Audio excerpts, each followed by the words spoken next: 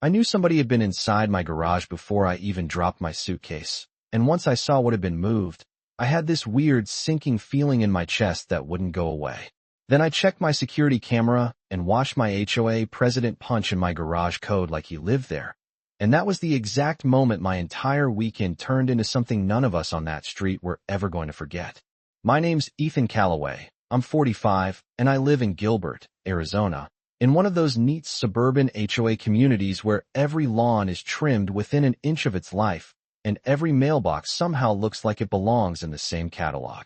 My wife Rachel jokes that our neighborhood is the kind of place where people will compliment your landscaping and report your trash can in the same breath. Usually she's not wrong. We'd been there about 6 years, and honestly it had been fine. Annoying sometimes, sure, but manageable. I'm an attorney by trade, mostly civil rights litigation, and after long weeks I liked spending weekends in my garage restoring my old Triumph motorcycle, organizing tools, tinkering with little projects I never quite finished. That garage was my place. Not fancy, not spotless, but mine. That Friday Rachel and I headed up to Sedona for a quick 3-day getaway. Nothing dramatic, just a little break.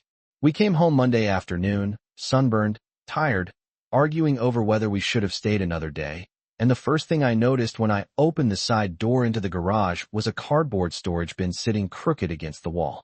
That may sound ridiculous, but I knew exactly where that bin belonged because I'd put it there myself. Then I saw my motorcycle cover folded differently. Then a shelving unit with 2 paint cans turned label out instead of sideways. Tiny things, but enough to stop me cold. Rachel looked at me and said, "What?" I didn't answer.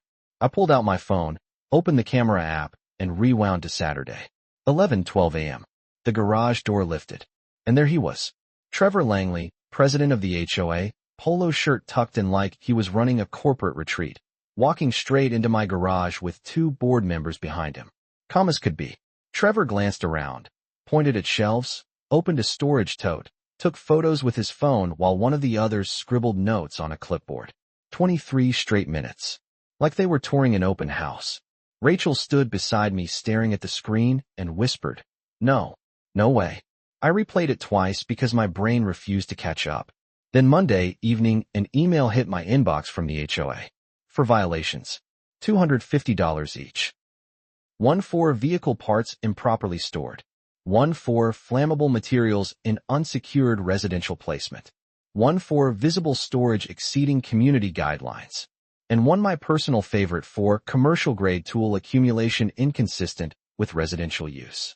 Total due, $1,000. I actually laughed when I read it because it felt too absurd to be real. Motorcycle parts? For my own motorcycle. Pink cans. Sealed, on metal shelving. Boxes. Christmas decorations, and camping gear. Tools. A drill press, saw, and hand tools I'd owned for years. Rachel said, "They can't be serious." I called Trevor immediately. He picked up on the second ring sounding almost cheerful. "Ethan," he said, "I figured you'd reach out." I asked him one question. "How did you get into my garage?" He didn't hesitate. "The association maintains master keypad access for inspection purposes and emergency compliance." Like that sentence was normal. Like he was explaining pool hours. I remember leaning against the garage workbench gripping my phone harder than I realized. "Trevor," I said, "there is no inspection clause giving you authority to enter my private garage." He gave this little dry chuckle. "You can dispute that with the board if you'd like. But fines are due Friday, and delayed payment triggers escalation." Then he hung up. That was the moment something shifted in me. Not anger exactly. Not yet. It was sharper than that. The kind of calm that settles in when you know somebody has crossed a line and they're too comfortable to realize how bad that line actually is. I sat at my desk that night and pulled up every HOA covenant, amendment, and enforcement policy we'd ever received. Rachel brought me coffee around 9 and didn't say anything because she knows that look on my face. Page by page. Landscaping, parking, noise complaints, exterior paint colors, holiday decor timelines, and nothing, absolutely nothing, gave the HOA access to attached garages. No inspections, no entry, no keypad authority, nothing. Then I watched the footage again. Trevor entering, photographing private property, opening bins, documenting contents. I exported the files, backed them up twice, saved timestamps, printed the citations. Then I remembered something Trevor had said at a board meeting months earlier when somebody mentioned community access controls. He'd laughed and said, "Let's just say we're prepared for emergencies." At the time, no one thought much of it. Now it landed differently. Around 10:30, I texted my next-door neighbor, Mark. Simple question. Random, has anything in your garage ever seemed moved? He replied 2 minutes later. Actually, yes. What? Then another text. Wait, what happened? That was when my stomach dropped for real, because suddenly this didn't feel like Trevor making one arrogant move. It felt practiced, deliberate, like he'd done it before and gotten away with it. And standing there in my own garage under fluorescent lights with my wife quietly watching me, and a camera clip still frozen on Trevor's face mid-step, I had this crystal clear feeling that by the end of the week, either he was going to understand exactly what private property means, or a judge was going to explain it to him in a way he'd never forget. The next morning, I barely touched breakfast before knocking on Mark Jensen's front door, and the second he opened it, I could tell by his face he'd spent the night thinking about my text too. Mark wasn't dramatic by nature. He was one of those easygoing Arizona dads who coached Little League, grilled every Sunday, and never picked fights with anybody. But when I told him Trevor had walked into my garage using a keypad code, his expression changed fast. He invited me inside and led me straight to his garage, where he pointed to a storage cabinet near the water heater. 3 months ago, he said, I swore this thing was open when I got home from Phoenix. Lisa thought I was imagining it. He paused and looked at me. 2 days later, I got cited for improper storage. That was homeowner number 1. By lunch, it became 3, then 5, then 8. Different houses, same pattern. Somebody leaves town, comes back to things slightly moved, gets an email from the HOA within 48 hours. A retired couple down the block, Frank and Debbie Nolan, told me they'd come home from visiting grandkids and found luggage shifted in their garage, then got fined over paint thinner stored on a shelf. A younger guy named Kevin said Trevor had cited him for workshop overflow after a camping trip, and he'd paid the fine because he didn't want the headache. By late afternoon, I had 12 households total, including mine, all describing nearly identical timelines stretching back almost 2 years.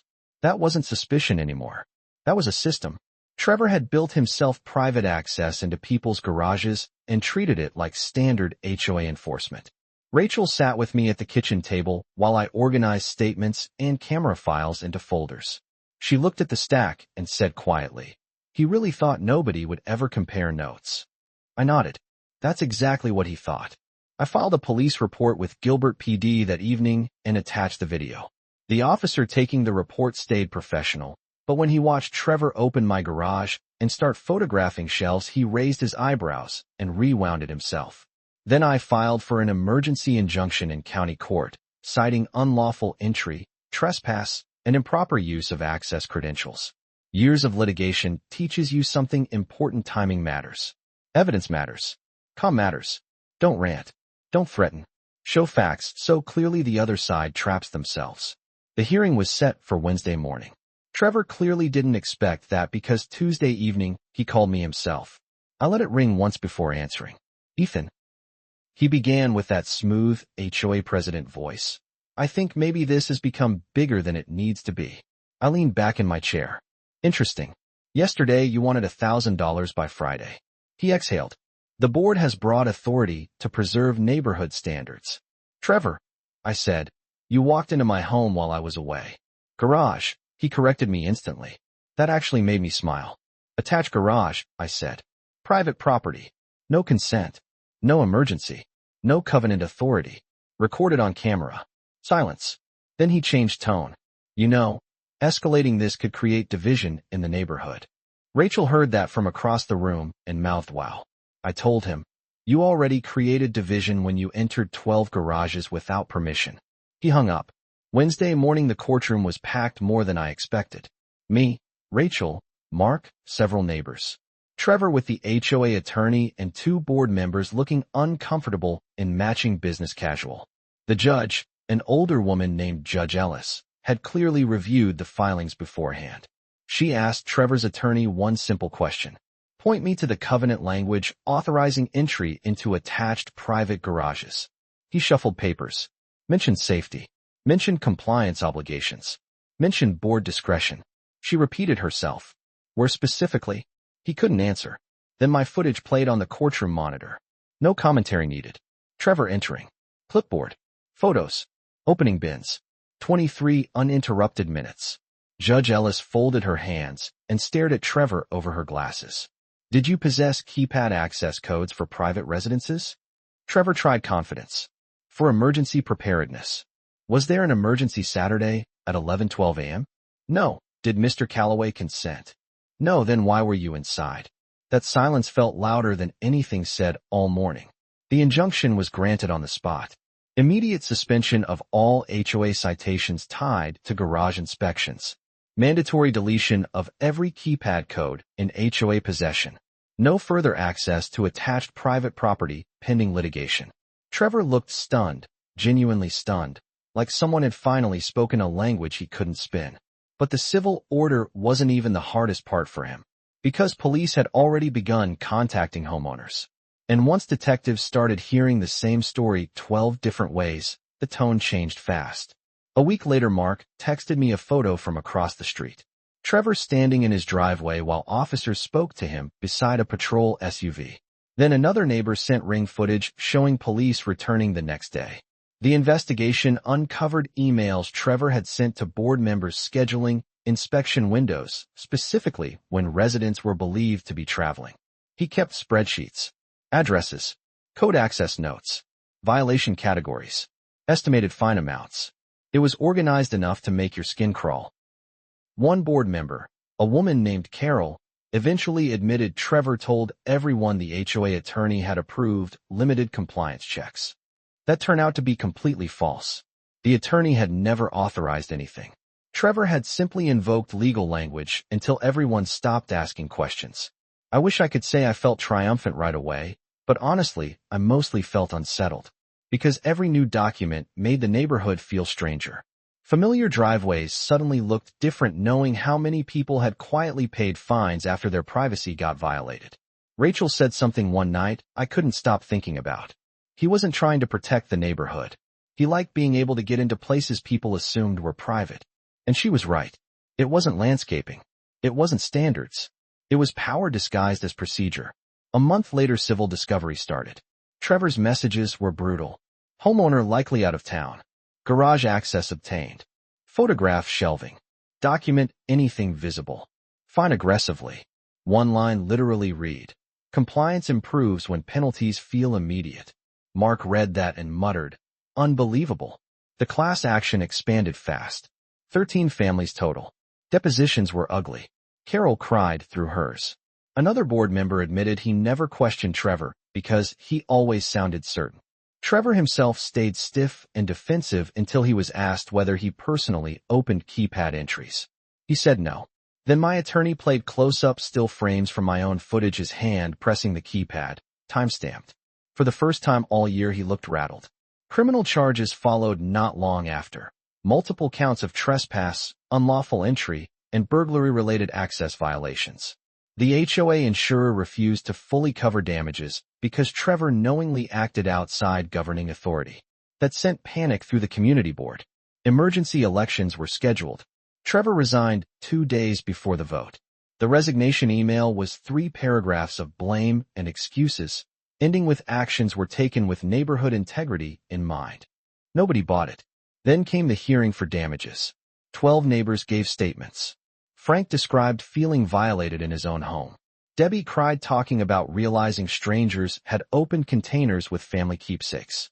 Kevin admitted he'd felt embarrassed for months because he thought he really had done something wrong by storing tools in his own garage. When my turn came, I kept it simple. I told the court, the issue isn't storage bins. It's that residents came home believing their homes were private and learned somebody with authority decided privacy only applied when convenient. The room went very still after that. And when Judge Ellis began reading her ruling, Trevor finally looked like he understood exactly how badly he had miscalculated. Judge Ellis took her time with the ruling. And I remember every second of that silence because Trevor Langley had spent nearly 2 years walking through our neighborhood acting like he was the final authority on what happened behind every garage door. But in that courtroom, he suddenly looked very small. She ruled every citation tied to unauthorized inspections invalid and unenforceable, permanently barred the HOA from possessing or requesting keypad access to attached residential property, ordered immediate deletion of every code and every internal inspection record Trevor had collected, then awarded compensatory damages to all 13 families involved. My individual claim came out to just over $300,000 once trespass, legal fees, and emotional distress were included, and the class action settlement added another substantial amount split among the neighborhood. I heard Rachel inhale next to me when the numbers were read, and I won't pretend there wasn't satisfaction in that moment because there absolutely was. But what stayed with me more than the money was Trevor's face when the judge looked directly at him and said, "A homeowners association is not a substitute for consent, and private property does not become public simply because someone in a polo shirt carries a clipboard." Even now I can hear it. Criminal court moved faster than I expected after that. The paper trail Trevor created turned out to be more damaging than anything we could have guessed. Detectives found dozens of archived inspection logs, notes about travel schedules, even messages where he instructed board members to enter while residents remain unavailable and document aggressively. He eventually took a plea deal after prosecutors stacked enough evidence that trial wasn't going to save him. The sentence wasn't symbolic either. Real prison time. Probation after release. Permanent ban from serving on any HOA board in the county. I didn't go to celebrate outside the courthouse when reporters were there and neighbors gathered in clusters whispering under the Arizona sun. I just drove home with Rachel. We pulled into the driveway around sunset, and for a minute neither of us got out of the car. The neighborhood looked exactly the same as always. Same trimmed lawns, same sidewalks glowing orange in the desert light, same stucco homes lined up neat and quiet. But it didn't feel the same anymore. Rachel finally laughed under her breath and said, "You realize Trevor probably thought this would end with a $1,000 fine and an angry email." I looked at the garage door and said, "I think he misread the room." That made her smile. Later that night, I opened the garage and just stood there. My workbench was where I left it. The old Triumph under its cover. Shelves organized. Paint cans exactly where they belonged. Ordinary stuff. Nothing dramatic. But I felt something different standing there than I had before. More aware maybe. More stubborn too. Because privacy isn't some abstract legal phrase until somebody violates it, and suddenly your own home feels unfamiliar. That changes you. A few neighbors came by over the next week. Mark brought beer and joked that we should frame the deleted citation notices. Debbie hugged Rachel and said she'd slept better than she had in months. The HOA elected a completely new board and started rewriting procedures from the ground up. No access codes. No surprise inspections. Every enforcement action documented and transparent. For the first time in years, people actually started talking to each other instead of quietly worrying about the next violation letter. And that part mattered more than I expected. Communities get weird when fear replaces trust. People stop speaking up. They second-guess themselves. They pay fines they don't owe because conflict feels exhausting. Trevor counted on that. He counted on neighbors staying isolated and assuming they were alone. He never expected one camera clip and one wrong move to connect all of us. A few nights after everything wrapped up, Rachel and I were sitting in the garage with the door open, desert air finally cooling off, and she asked me something I'd been wondering if she'd say. "Do you think you went too far?" I thought about it for a second, honestly longer than she probably expected. Then I looked out at the street and said, "No." He walked into our home while we were gone and expected us to feel grateful he noticed our storage bins. She laughed at that. Then I added, "If anything, he went too far and finally met the boundary he thought didn't exist." And that really was the whole thing. Trevor thought authority meant access. He thought rules gave him ownership over other people's space. He thought enough homeowners would stay quiet and write checks and let it slide. Instead, he lost his position, lost his reputation, and became the reason our neighborhood finally drew a line nobody's crossed since. But I'll ask you this because I still hear different opinions even now. If someone running your HOA used a code to enter your garage while you were away and fined you for things legally stored on your own property, would you have handled it the same way? Or do you think I pushed harder than I needed to? Let me know in the comments, because I'm genuinely curious where you draw that line. And if you've ever dealt with an HOA power trip like this, share your story too.